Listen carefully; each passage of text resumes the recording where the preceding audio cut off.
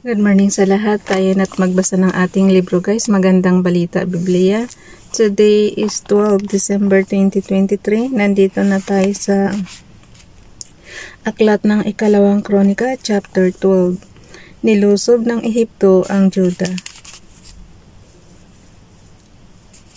Ikalawang Kronika, chapter 12, verse 1. Nang maging matatag na ang paghahari ni Rehoboam, tinalikuran niya at ng buong Israel ang kautusan ni Yahweh. Verse 2, subalit ng ikalimang taon ng paghahari ni Rehoboam, sapagkat hindi sila naging tapat kay Yahweh, sinalakay ni Shishak, hari ng Ehipto, ang Jerusalem. Verse 3, ang hukbo ni Shishak ay binubuo ng 1,200 karwahe, 60,000 mga ngabayo at di mabilang na mga tauhan, pati mga taga-Libya, taga-Sukoim at taga-Ethiopia. Verse 4, nakuha niya ang mga may pader na lungsod ng Juda at nakaabot siya hanggang Jerusalem. Guys, gusto nating malaman kung sino yung tinuturing na Diyos ng mga tiga-Ehipto. Kasi simulat sa pulpa, bakit sila lagi yung medyo ng Israel, sila yung laging kalaban. Kaya gusto natin malaman kung sino yung Diyos ng Ehipto, kasi 'di ba sa Israel is si Father God, sa Egypt kaya sino kaya? Okay, verse 4. Nakuha niya ang mga may pader na lungsod ng Juda at nakaabot siya hanggang Jerusalem. Ulitin ko lang yung yung verse 2. Subalit ng ikalimang taon ng paghahari ni Rehoboam, sapagkat hindi sila naging tapat kay Yahweh, sinalakay ni Shishak, hari ng Ehipto, ang Jerusalem. Verse 3, ang hukbo ni Shishak ay binubuo ng 1,200 karwahe, 60,000 mga ngabayo at di mabilang ng mga tauhan, pati mga taga-Libya, taga-Sukoim at taga-Ethiopia. Verse 4, nakuha niya ang mga may pader na lungsod ng Juda at nakaabot siya hanggang Jerusalem. Kaya ko natanong yan guys, kung sino yung Diyos ng Ehipto, kasi simulat sa pulpa, si Father God doon na talaga sa mga tiga-Israel. So, ibig sabihin, iba yung paniniwala ng Egypt sa Israel. At ngayon kaya, sa panahon natin ngayon, magkaiba pa rin kaya? Tanong lang yun Verse 5, dahil sa pananalakay ni Shishak, ang mga pinuno ng Israel ay nagtipon sa Jerusalem kasama si Rehoboam. Dumating naman ang propetang si Simayas at sinabi sa kanila, ganito ang ipinapasabi ni Yahweh, pinabayaan ninyo ako, kaya pinabayaan ko rin kayong mahulog sa kamay ni Shishak. Verse 6, pagkarinig niyo, nagpakumbaba ang hari at ang mga pinuno ng Israel at sinabi nila, makatarungan si Yahweh. Verse 7, nakita ni Yahweh ang kanilang pagpapakumbaba, kaya sinabi niya kay Simayas, nagpakumbaba na sila, kaya hindi ko na sila lilipulin, ililigtas ko sila sa lubos na kapahamakan, at hindi ko na ibubuhos ang aking galit sa Jerusalem sa pamamagitan ni Shishak. Verse 8, so ginamit lang pala ni Father God si Shishak para ma-disiplina itong Israel guys. So verse 8, gayon man sila ay masasakop nito upang malaman nila kung alin ang higit na mabuti, ang maglingkod sa akin o ang maglingkod sa mga hari sa lupa. Ayan na naman, bumalik na naman sila sa Egypt. Kinuha na nga sila ni Moises para para maalis na doon sa Ehipto. Ayan, inano na naman sila ni Haring Shishak. Unang panahon ni Moises guys, kinuha yan sila kasi inalipin sila ng Egypt. Tapos ngayon naman, nilusob na naman sila ni Shishak. Ayan, sasakopin na naman ulit sila ng Egypt. Ano ba yan? Hindi na sila makaalis-alis sa Egypt. Verse 8, gayon man sila ay masasakop nito upang malaman nila kung alin ang higit na mabuti, ang maglingkod sa akin o ang maglingkod sa mga hari sa lupa. So, ibig sabihin na walang saysa yung ginawa ni Moises tuloy. Inalis na nga sila sa Ehipto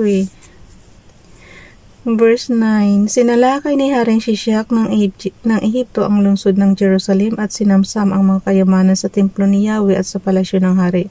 Kinuha niya ang lahat pati ang mga gintong kalsag na ipinagawa ni Solomon. Verse 10, pinapalitan ni Rehoboam ang mga iyon ng kalasag na tanso. Pinaingatan niya ang nasabing mga panangga sa pinuno ng mga bantay ng palasyo. Verse 11, tuwing pupunta sa templo ang hari, inilalabas nila ang mga kalasag at pagkatapos ay ipinababalik sa silid ng mga bantay.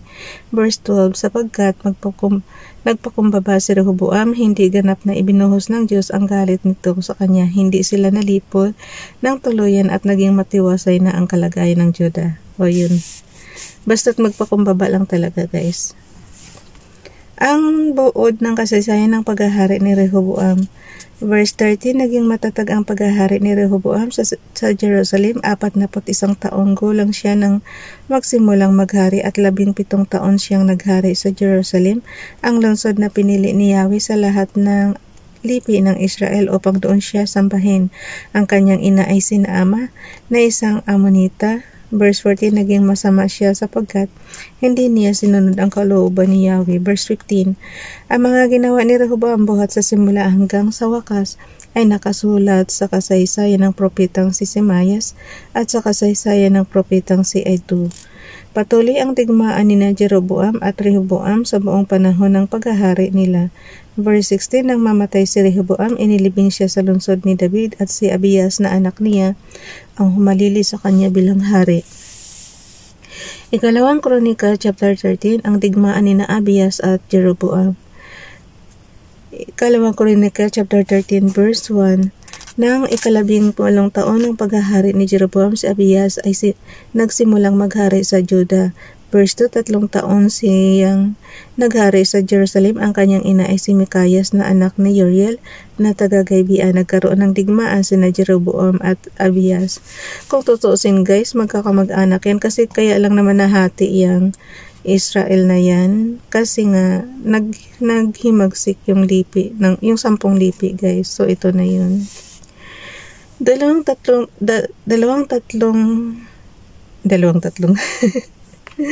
verse 13, verse 2 guys. Ulitin natin. 3 taon siyang naghari sa Jerusalem. Ang kanyang ina ay si Mikayas na anak ni Uriel ng taga-Gibeah. Nagkaroon ng digmaan ni sina Jeroboam at Abias. Verse 3, ang hukbo ni Abias ay binubuo ng 400,000 kawal, samantalang ang kay Jeroboam naman ay 800,000. Doble. Anong laban mo dyan? Mas marami kung yung kay Jeroboam. Verse 4, humanay ang hukbo ni Abias sa may bulubundukin ng Ephraim sa taluktok ng bundok Simaraim. Mula rooy sumigaw siya, makinig kayo Jeroboam at buong bayang Israel. Verse 5, hindi ba ninyo alam na pinagtibay ni Yahweh ang Diyos ng Israel sa isang kasundo ang hindi maaring sirain na si David at ang kanyang mga anak ang maghahari sa Israel magpakailanman? Verse 6, ngunit si Jeroboam na anak ni Nebat at dating alipin ni Solomon na anak ni David ay naghimagsik laban sa kanyang haring si Solomon. Tama yan guys. Verse 7, kung hindi sana sila naghimagsik, buo pa sana ang buong Israel. Wala sanang pagkahati-hati. Ang kanyang okay, verse 7, mga walang ulitin ko lang yung verse 6 guys. Ikalawang Kronika, chapter 13, verse 6. Ngunit si Jeroboam na anak ni Nebat at dating alipin ni Solomon na anak ni David ay naghimagsik laban sa kanyang haring si Solomon. Verse 7, mga walang hiya at tampalasang tao ang sumama sa kanya, hindi nila kinilala si Rehoboam na anak ni Solomon. Palibhas ay bata pa noon at walang karanasan si Rehoboam, kaya wala siyang nagawa. Verse 8, ngayon ibig ninyong labanan ang kaharian ni Yahweh na ibinigay niya sa mga anak ni David. Palibhas ay marami kayo at mayroon kayong mga goyang ginto na ipinagawa ni Jeroboam para sambahin ninyo. Verse 9, hindi ba't pinalayas ninyo ang mga pare ni Yahweh, ang mga anak ni Aaron at mga Libeta, at gumaya kayo sa ibang mga bansa sa pagpili ng mga pare? Ngayon, sino mang lumapit na may dalang handog na isang batang toro at 7 lalaking tupa, ay pinapayagan na ninyong maging pari ng mga Diyos-Diyusan. Verse 10, ngunit para sa amin, si Yahweh pa rin ang aming Diyos at hindi namin siya itinakwil. Ang aming mga pari ay pawang mga anak ni Aaron at ang mga katulong nila sa paglilingkod kay Yahweh ay ang mga Levita. Verse 11, araw-gabi ay nag-aalay sila kay Yahweh ng mga handog na susunugin at insenso. Nag-aalay sila ng handog na tinapay sa harapan niya sa ibabaw ng inahandang mesang yari sa lantay na ginto. Paksabayan ako guys. At gabi-gabi nagsisindi sila ng mga ilawang nasa gintong patungan. Sinunod namin.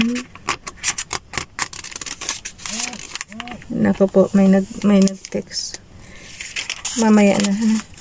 Sinunod namin. Yung naririnig yung vibration guys sa ano yan, sa cellphone yan. Sinunod namin ang utos ni Yahweh subalit. Bakit sunod-sunod ng text? Sinunod namin ang na-distract na ako. Mamaya na kaya mag-text. Sinunod namin ang utos ni Yahweh subalit itinakwil ninyo siya. Verse 12. Kaya kasama namin siya sa labanang ito. Siya ang aming pinuno at kasama rin namin ang kanyang mga pari na dala ang kanilang mga trumpeta na handang hipan sa pakipaglaban sa inyo, bayang Israel. Huwag ninyong kalabanin si Yahweh ang Diyos ng inyong mga ninuno sapagkat hindi kayo magtatagumpay. Verse 13. Nagsugo si Jeroboam ang pangkat na sa likuran ng kalaban upang lihim na sumalakay roon samantala ang karamihan ng hukbo niya ay kaharap ng hukbo ng Juda. Verse 14. Nang lumingon ang maito, nakita nilang may kalaban sila sa harapan at sa likuran humingi sila ng tulong kay Yahweh at hinipan ng mga pari ang kanilang mga trompeta. Verse 15.